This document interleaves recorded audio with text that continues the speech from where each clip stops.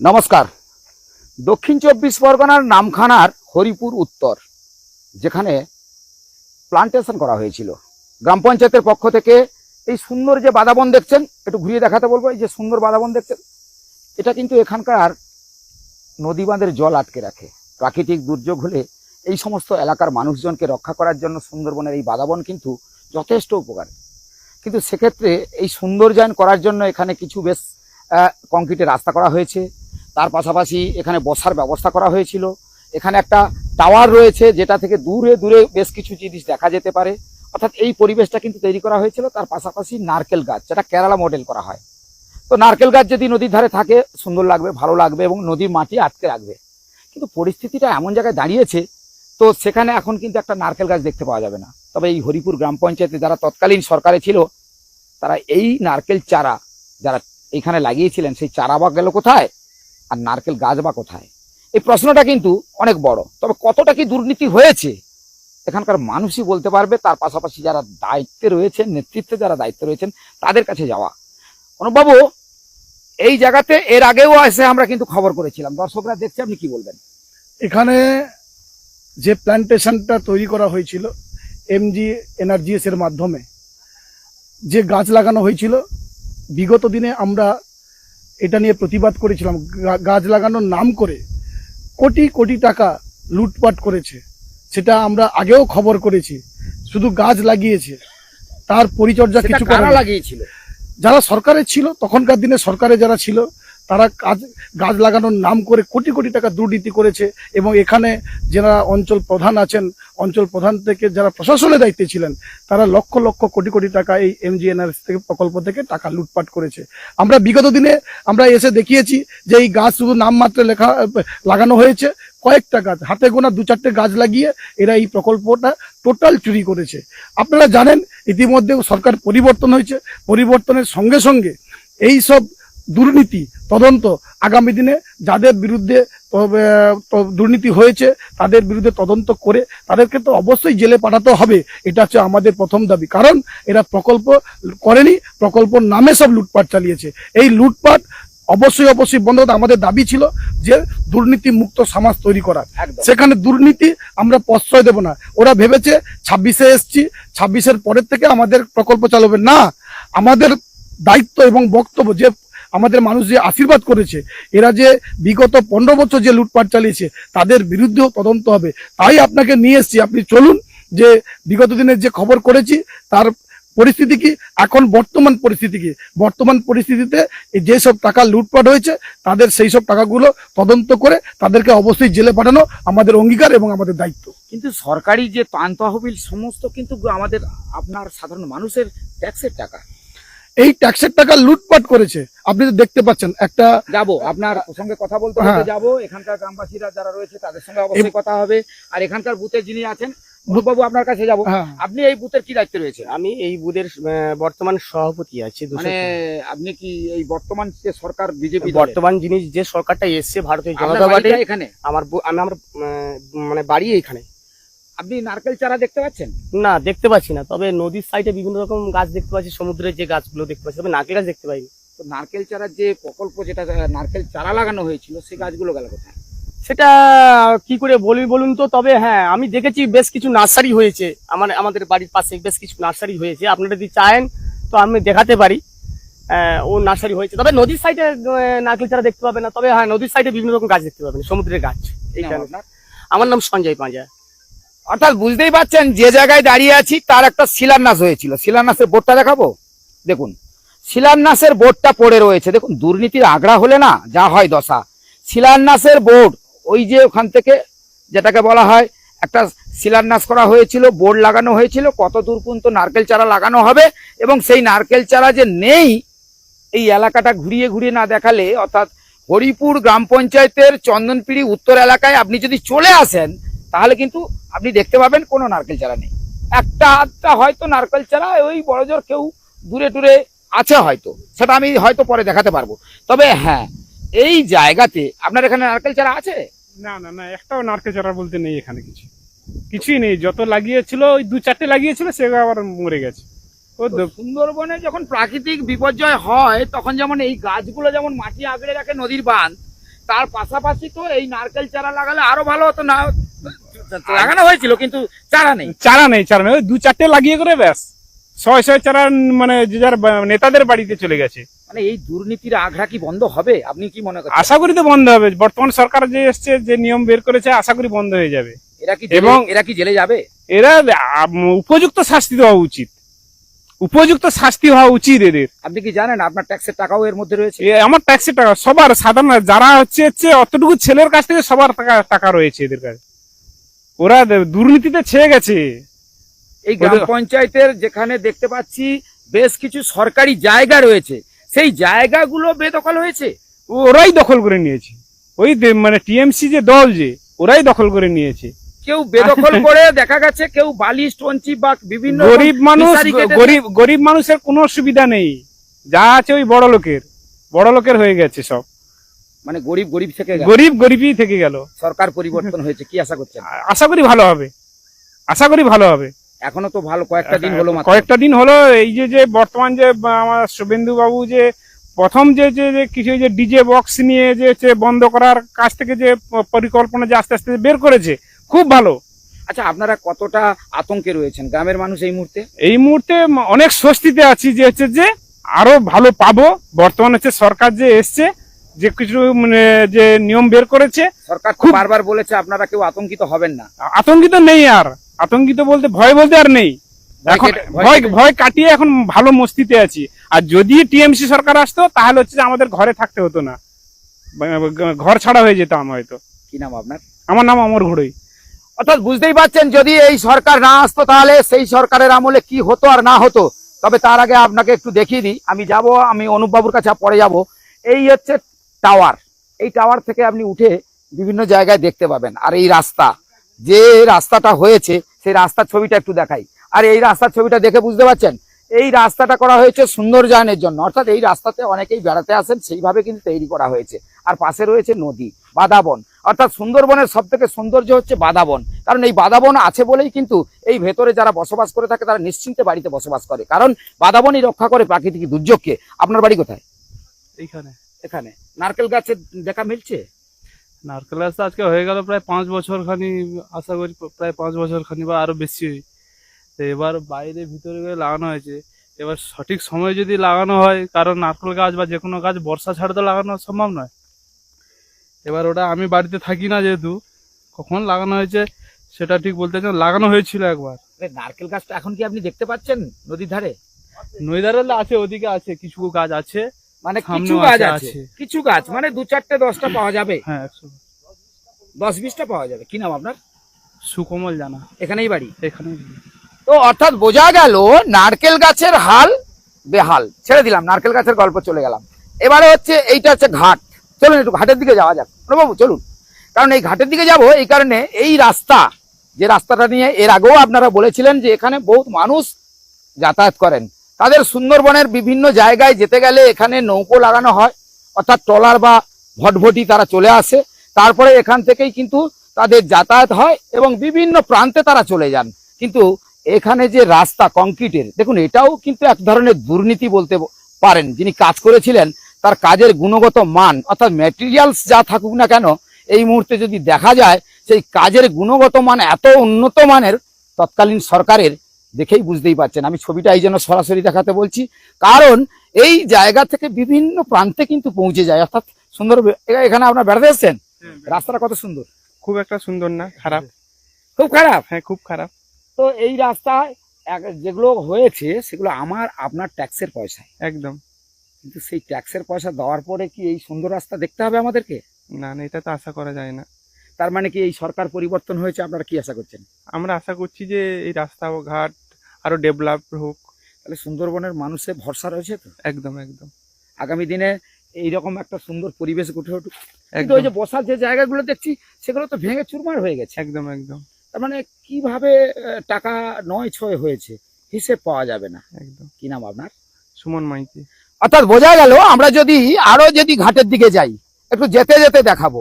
কারণ এইটা হচ্ছে এই জায়গাগুলোর সুন্দরবনের কিছু কিছু প্রাণ কেন্দ্র রয়েছে, যেগুলোতে আপনি এখান থেকে বিভিন্ন, যেমন আপনি হয়তো ভগবতপুর অর্থাৎ ভাগবতপুর কুমির প্রকল্প দেখতে যাবেন, বা আপনি বেড়াতে যাবেন, কিন্তু এই বেড়াতে যেতে গেলে আপনাকে নৌকো পথে যেতে হবে। তো নৌকো পথে যেতে গেলে আপনাকে কি করতে হবে, কারণ একটা সমস্যা, এখানে একটা জেটি রয়েছে, সেই জেটিতে করে নৌকো পথে দেখুন একটা যাত্রা পার্টির যাত্রা যারা বিভিন্ন জায়গায় যায় তাদের একটা নৌকো এখানে লাগানো রয়েছে। অর্থাৎ বুঝতেই পাচ্ছেন যে এই জায়গাতে কতটা গুরুত্বপূর্ণ, কারণ এই ঘাটটা ব্যবহার করা হয় বিভিন্ন প্রান্তে যাওয়ার জন্য, সুন্দরবনের বিভিন্ন প্রান্তে যাওয়ার জন্য। অর্থাৎ এই ঘাটের কি হাল আমি এখন এই মুহূর্তে বলতে পারবো না, আমার ক্যামেরা যিনি ধরে রয়েছে দাদাকে জিজ্ঞাসা করুন। দাদা, সুন্দরবনে যাওয়ার জন্য কতগুলি রাস্তা হয়েছে? ইদানিংকালে দেখা গেছে যে বিগত সরকার ছিল তারা যোগাযোগ ব্যবস্থা করেছিল যে পোল সংযোগ, আবার নদী পথে অনেকে যেতে হয়, তার জন্য ভালো জেটির প্রয়োজন হয়, কারণ এই সুন্দরবনের তো ভরসা নৌকোপথ, দীর্ঘদিন ধরে আপনারা জানেন। তো সেক্ষেত্রে এখন যেহেতু সেই নৌকোপথে যেতে গেলে জেটি একটু ভালো হতে হবে, রাস্তাটা ভালো হতে হবে, একটু লাইট লাগানো থাকবে। এই সরকার যে বিগত দিনে সরকার ছিল তারা কি করেছে? কিছুই করেনি। আপনারা দেখেছেন, আপনারা এই যে রাস্তাটা দিয়ে হাঁটলেন, এটা হচ্ছে আমাদের এই সাগর বিধানসভার সুন্দরবন উন্নয়ন মন্ত্রী যিনি ছিলেন বঙ্কিম হাজরা, টোটাল দুর্নীতির সঙ্গে জড়িত।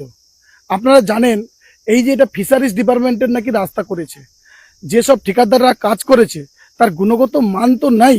এবং আমরা আপনার চ্যানেলের মাধ্যমে বলতে চাই এই সব ঠিকাদারদের অবিলম্বে ব্ল্যাক লিস্টেড করতে হবে এবং এদের বিরুদ্ধে তদন্ত করা দরকার আছে।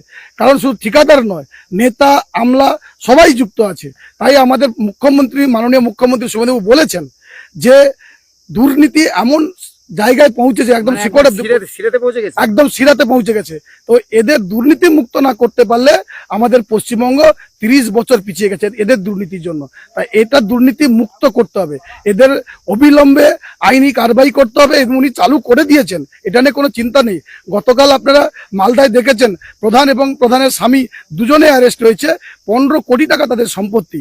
দেখেছেন দিলীপ মণ্ডলের সম্পত্তি, এখানে এরম ধরনের সম্পত্তি আছে নেতাদের, তাদের বার করব, অবশ্যই বার করব এবং তাদের বিরুদ্ধে আইনানুগ ব্যবস্থা হবে। এই সব কাজের নাম করে ভুরি ভুরি টেন্ডার করেছে, যে টেন্ডার ভুয়া টেন্ডারও আছে, শুধু টাকা লুট করেছে, কাজ করেনি। একটা কাজকে 2বার 3বার ধরে টেন্ডার করে টাকা লুটপাট করে, রিটেন্ডার করে লুটপাট করেছে, কিন্তু কোনো কাজ হয়নি। আজকের মানুষের পরিষেবায় এই জেটিঘাট, এই জেটিটা তৈরি হয়েছে। আপনি দেখতে পাচ্ছেন জেটির হালটা কিভাবে পরিস্থিতি হয়েছে। এখন জোয়ারের সময় ভাটা হলে এই লোক এটা, এই যে আমাদের সুন্দরবনে যে যোগাযোগের যে ব্যবস্থা, এই সুন্দরবনের যোগাযোগের একটা মূল রাস্তা এটা, কিন্তু এই রাস্তা যদি এই পরিস্থিতি হয়ে থাকে, আপনি জানেন এখান থেকে রুগীও যায়, আমাদের হসপিটাল আছে এখানে, এখান থেকে আমাদের সাব ডিভিশন হসপিটাল আছে, তাহলে এই রাস্তা বেহাল রাস্তা, তাহলে প্রান্তিক এলাকার মানুষ কিভাবে পরিষেবা পাবে? এরা শুধু মানুষের ধোকা দিয়েছে, মানুষের ট্যাক্সের টাকা অপচয় করেছে, নিজেরা কোটি কোটি টাকার সম্পত্তি বানিয়েছে। শুধু এখানে নয়, যারা কোটি কোটি টাকার সম্পত্তি বানিয়েছে তাদের বিরুদ্ধে বিভাগীয় কোনো তদন্ত হবে? অবশ্যই, এরা দায়িত্ব নিয়ে বলে যাচ্ছি, বিভাগীয় তদন্ত শুরু হয়ে গেছে। শুধু লিস্টে আমাদের পৌঁছে দিতে হবে কাদের বিরুদ্ধে তদন্ত হওয়া দরকার। শুধু ঠিকাদার নয়, এখানে নেতা থেকে আমলাদের বিরুদ্ধেও তদন্ত হবে, ছোট বড় মাঝারি সব সব। আপনি জানেন অলরেডি আমাদের অনুবাবু, এবারে যাব আমি একটু এই নারকেল গাছের গল্পটা, যেহেতু আমাদের এইখানে প্রথম দুর্নীতিটা আগ্রাটা তো প্রথম নারকেল গাছ দিয়ে শুরু করেছি আমরা, তারপরে জেটি, তারপরে রাস্তা, তারপরে এখানে যেহেতু এই পাশে রয়েছে এই নদী, আর নদীর পাশে রয়েছে সেচ দপ্তরের জায়গা, তাতেও দেখা গেছে কেউ কেউ দখল দিয়ে বলছে এটা আমাদের পৈতৃক সম্পত্তি। এটা তৃণমূলের দুর্নীতি। এই সেচ দপ্তর সবই জানে, সব দপ্তর জড়িয়ে আছে।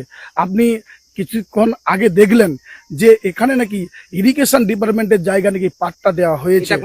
এটা কোনদিন আমি তো শুনে অবাক, কি করে হয় ইরিগেশন ডিপার্টমেন্টের জায়গায় পাট্টা? এটা তো আমি শুনে অবাক হয়ে যাচ্ছি যে উনি ভদ্রলোক বললেন, আপনি ওনাকে জিজ্ঞেস করবেন ওনার পাট্টাটা দেখাতে।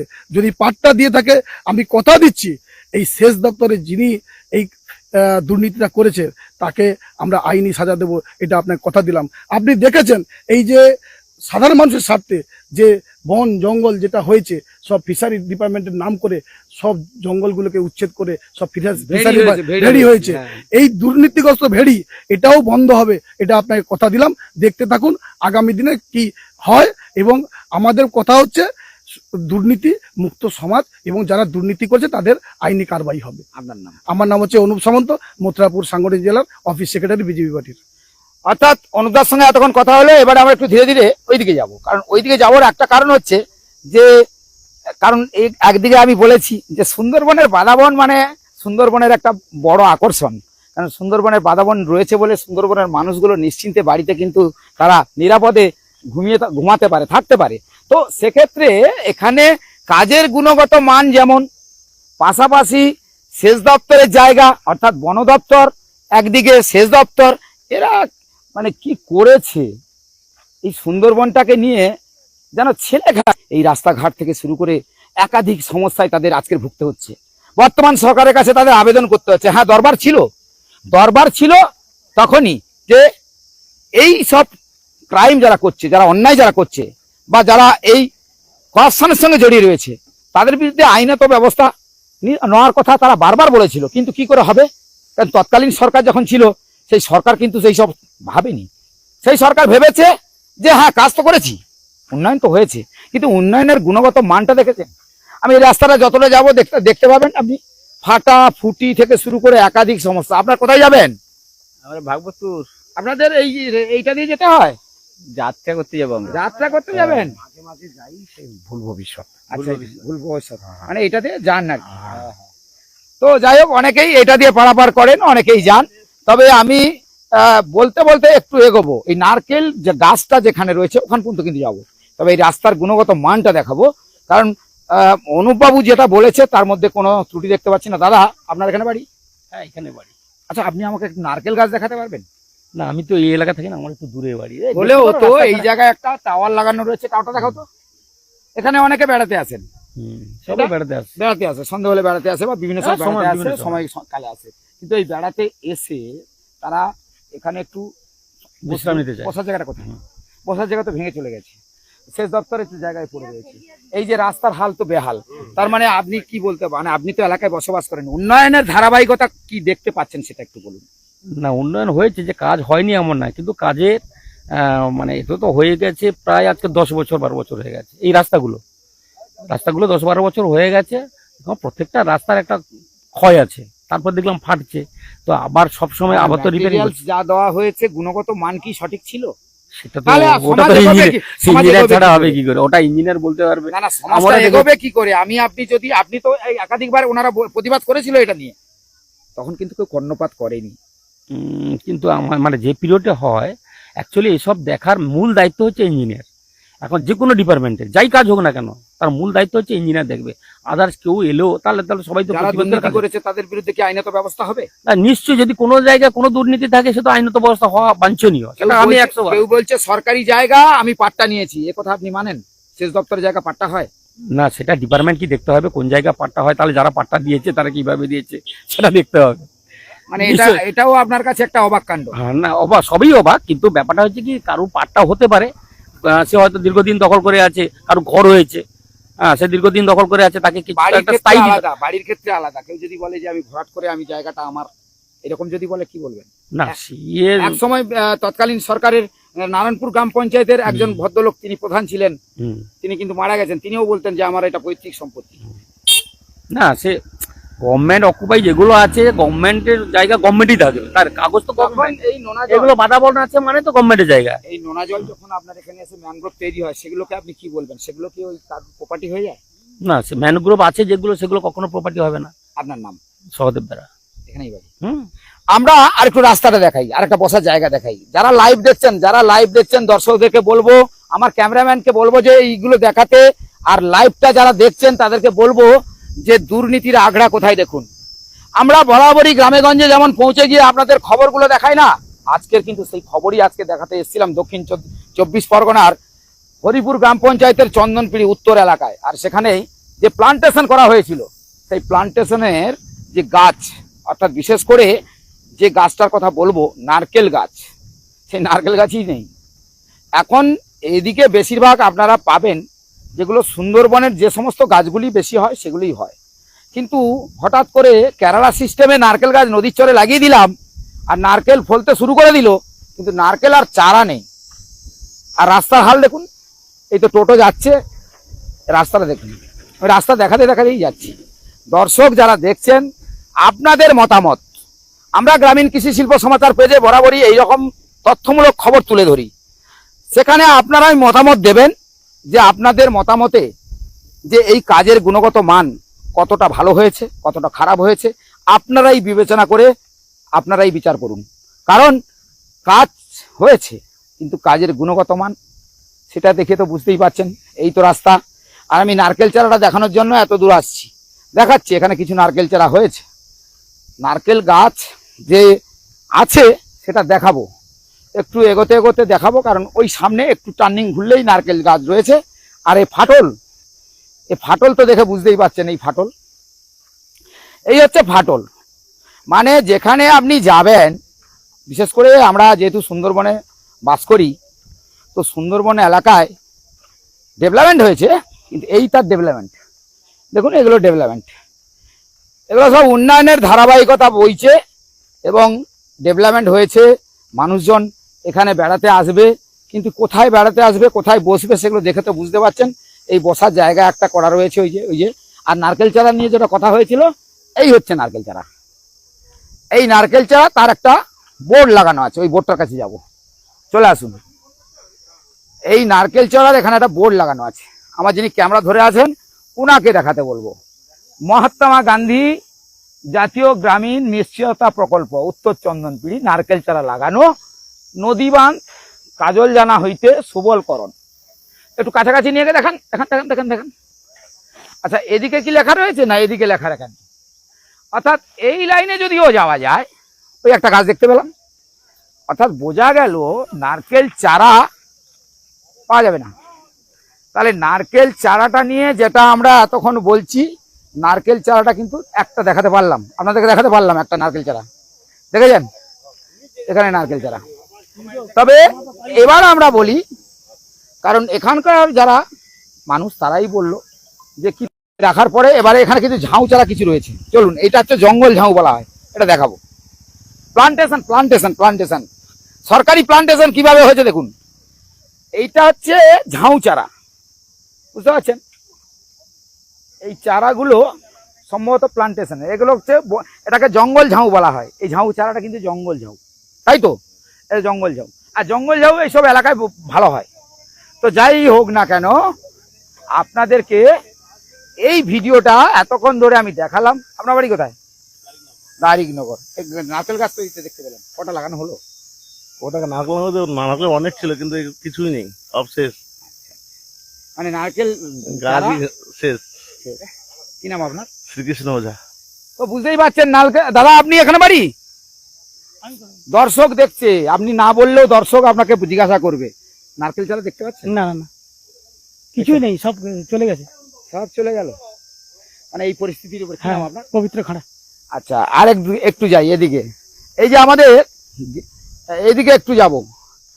দাদা, আপনি কটা নারকেল চারা দেখতে পাচ্ছেন? নারকেল চারা দেখতে পাচ্ছেন এখানে? একটা তো দেখতে পাচ্ছেন, মিথ্যা কথা বলছেন আপনি। ক্যামেরার সামনে দর্শকরা দেখছে, একটা চারা দেখতে পাচ্ছেন না?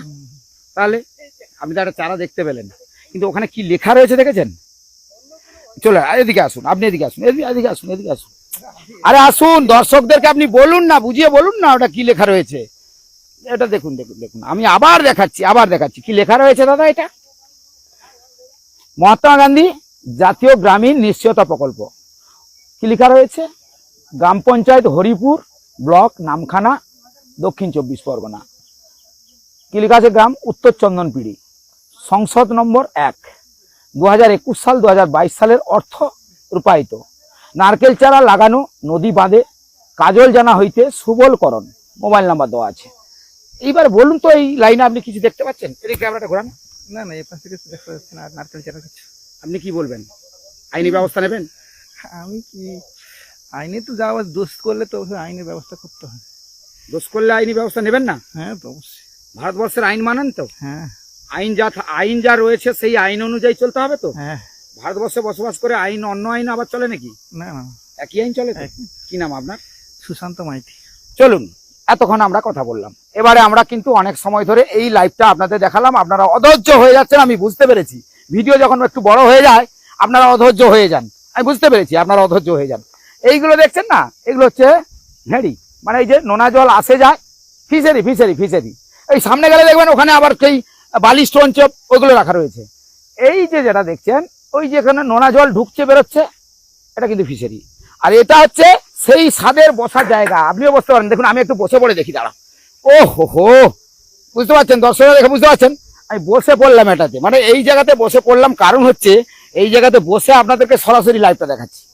কারণ এই জায়গাতে এসে একটু হাওয়া খাবেন, আরামে বসবেন, আর এইরকম সুন্দর রাস্তাতে আপনি যাওয়া আসা করতে পারবেন। অর্থাৎ সব মিলিয়ে যারা দর্শকদেরকে বলবো, আপনারা ভিডিওটা এতক্ষণ দেখলেন, অধৈর্য হওয়ার কিছুই নেই। এই ভিডিওতে হয়তো আপনাদের একটু ভালো মন্দ কমেন্ট করে যদি একটু জানান যে আমি ভিডিওটার সত্যতা কতটা তুলে ধরতে পেরেছি এই গ্রামীণ কৃষি শিল্প সমাচার পেজে, অর্থাৎ আপনারা যদি একটু আমাকে কমেন্ট করে জানান, তাহলে আগামী দিনে আমার মনে হয় এই রকম ভিডিও আপনাদের কাছে আমি তুলে ধরতে পারবো। সবাইকে বলবো নারকেল চারা নিয়ে আসবেন, আর আমি বরাবরই এই রকম ভিডিও আপনাদের কাছে তুলে দেবো।